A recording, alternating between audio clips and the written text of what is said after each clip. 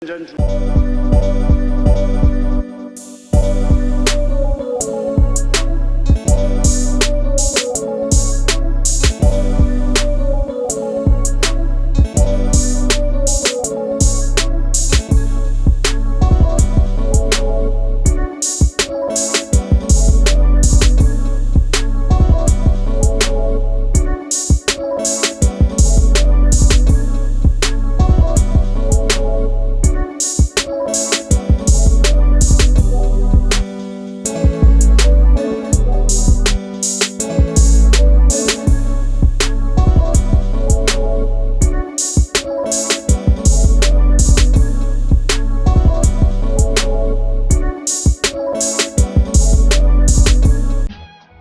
no Pakistani involved, and this man is asking me to be ashamed of something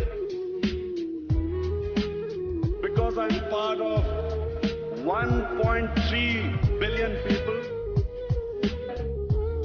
Political struggle was being given a religious name. How could an event like 9/11 take place? And there was never any inquiry into the root causes. Why did those people blow themselves up? If anyone tried to ask the question,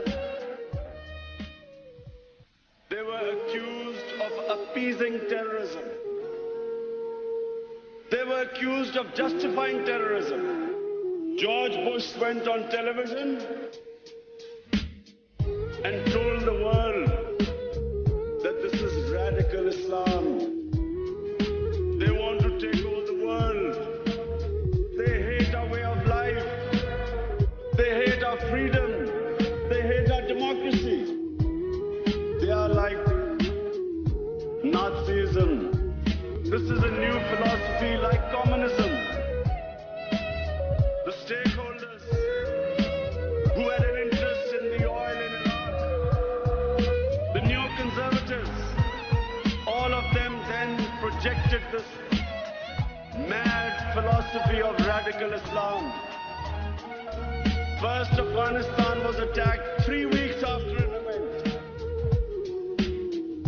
War was made the first option, not the last resort.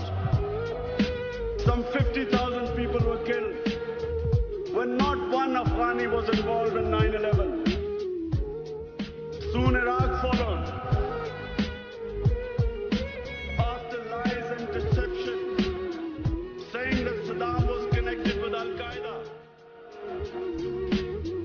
putting the fear of God in their own population so that they would not question them. Other stakeholders jumped in. Ariel Sharon, suddenly he was fighting against Islamic terrorists. In Chechnya, Vladimir Putin was fighting against Islamic terrorists. In Kashmir, again there were Islamic terrorists who were fighting the Indian troops. No one bothered to say that before 9/11,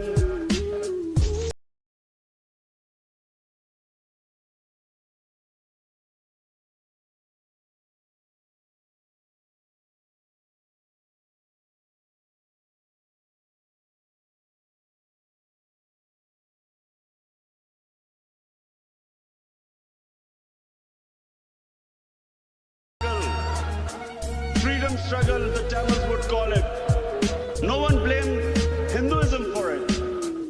When the Japanese kamikaze pilots in desperation were blowing themselves up in the planes, no one blamed Shintoism for suicide bombings. But suddenly, Islam was responsible for suicide bombings. Careful planning, spin doctrine brought political struggles a religious name. We had certain members of the Islamic clergy immediately jumping on the bandwagon that terrorism is not allowed in Islam. We all know terrorism is not allowed in Islam. Every Muslim knows what the Prophet of Islam sallallahu alaihi wasallam said. Long before the Geneva Convention came in, the Muslim leaders were told not to harm anyone, non-combatants, women, children, elderly, not to destroy gardens, crops, how to treat prisoners of war. Not the way George Bush treats prisoners of war.